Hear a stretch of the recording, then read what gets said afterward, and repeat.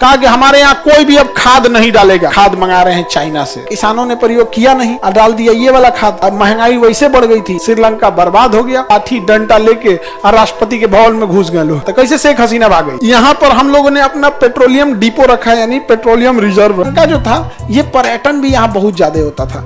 लेकिन धीरे धीरे इसकी इकोनॉमिकल इतना कंडीशन डाउन हो गया और आपसी विवाद बहुत ज्यादा बढ़ गया।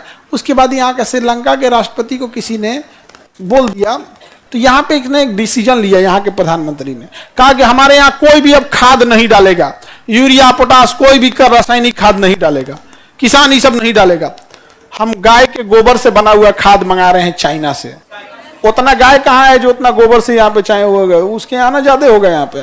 और डायरेक्ट गोबर आप खाद में नहीं ना डाल सकते हैं, जल जाएगा, फसलें खराब हो जाएगा।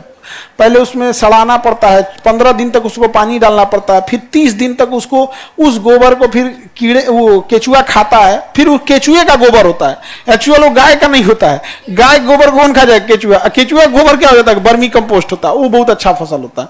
तो वहां से आया। उसमें खराबी क्या होता है, शुरुआत में जब अचानक से चेंज कीजिएगा ना, तो फसल का प्रोडक्शन रेशियो थोड़ा सा डाउन होगा, फिर 1-2 साल के बाद फिर से वही रेशियो पकड़ लेगा।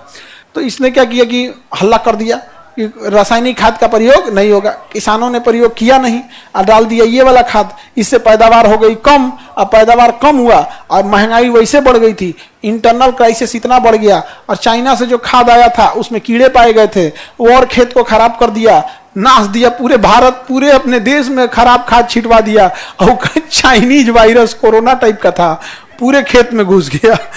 उसका जो बचा हुआ फसल था ना, सब नाश के खत्म कर दिया। श्रीलंका बर्बाद हो गया।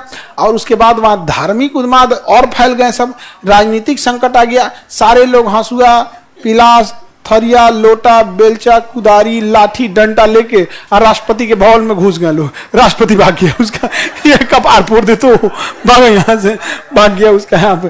फिर भारत शांत कराया, दूसरे को वहां पे बनाया गया। यहाँ पे बहुत झमेला हो गया था, गृह युद्ध की नौबत आ गया था। कैसे शेख हसीना भाग गई, परवेज मुशर्रफ भाग गया था कैसे पाकिस्तान से, हामिद करजई भाग गए कहां से, अफगानिस्तान से।